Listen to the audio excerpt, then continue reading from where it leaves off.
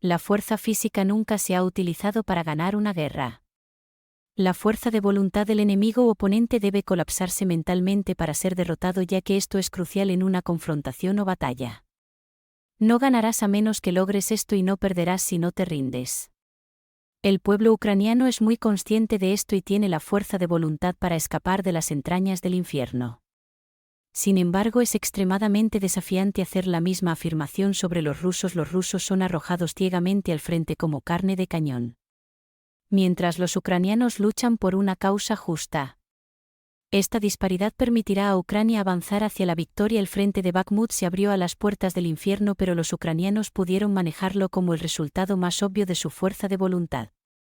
Los soldados rusos, por el contrario, están concentrados en realizar sus tareas y, si es posible, alejarse del frente. Decenas de miles de rusos en el frente de Bakhmut, sin embargo, se quedan vagando sin rumbo en medio de la miseria, ya que esto no ocurre cerca de Toa Undred. 000 soldados pueden combatir en una ciudad de Fórtigo en kilómetros. Este es el campo de batalla entre Ucrania y Rusia en las estepas de Europa del Este, la ciudad de Bakhmut. Si eres consciente de que este conflicto es el evento más terrible que ha impactado a Europa desde el Segundo Conflicto Mundial. Si alguna vez has considerado cuántos soldados fueron asesinados en esta ciudad, o cuántos están luchando actualmente en las trincheras en Bakhmut y sus alrededores, aunque todavía se desconoce el número exacto de soldados y ciudadanos muertos o heridos en la ciudad de Bakhmut. A pesar de todas estas graves pérdidas, recientemente los ucranianos hicieron importantes intentos de tomar el control de la carretera Kromove al noroeste de Bakhmut.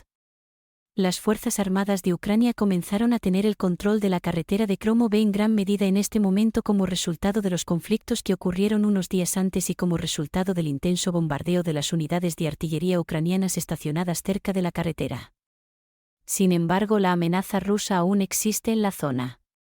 Por otro lado, el suroeste de Bakhmut todavía tiene mucho que hacer. Los resultados positivos se han producido en los últimos días por las operaciones exitosas llevadas a cabo por las Fuerzas Armadas de Ucrania en el suroeste de la ciudad, en los flancos de los bosques de Ivanivsky. La carretera de conexión de la autopista Chaziv-Fiara de Bakhmut, conocida como la fortaleza de la guerra, ha sido completamente rodeada por los ucranianos, quienes han continuado sus preparativos militares desde Yajitne en el norte y Yopitne en el sur de Bakhmut.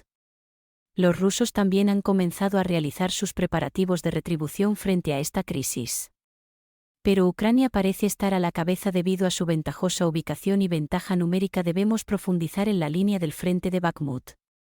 Para comprender mejor el escenario actual, los combates más intensos se están produciendo en las trincheras del centro de la ciudad y a lo largo de las fronteras de Bakhmut, que actualmente están ocupadas por regiones de carretera. 000 soldados rusos están actualmente varados en medio de la miseria dentro de los límites de Bakhmut.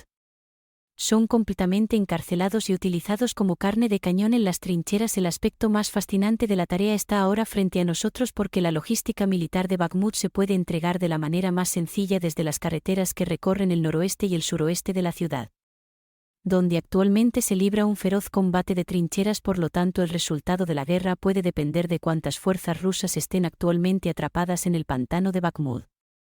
Una de las primeras líneas que decidirá este resultado es Bakhmut. Por otro lado, los ucranianos generalmente controlan estas carreteras de enlace. Pero es posible que podamos ser testigos de las tácticas agresivas de los mercenarios del grupo Wagner durante los próximos días, particularmente en estas carreteras de enlace. Esto se debe a que Rusia carece de un territorio fiable desde el que actuar en Bakhmut. Por lo tanto, el gobierno de Moscú deseará enviar fuerzas de Wagner al costado de las carreteras de conexión cerca de Bakhmut para que el ejército ruso pueda respirar aliviado. Sin embargo, los rusos enfrentan muchos riesgos en esta circunstancia, porque los francotiradores, las fuerzas especiales y las unidades de artillería de las Fuerzas Armadas de Ucrania están continuamente en guardia en las áreas antes mencionadas.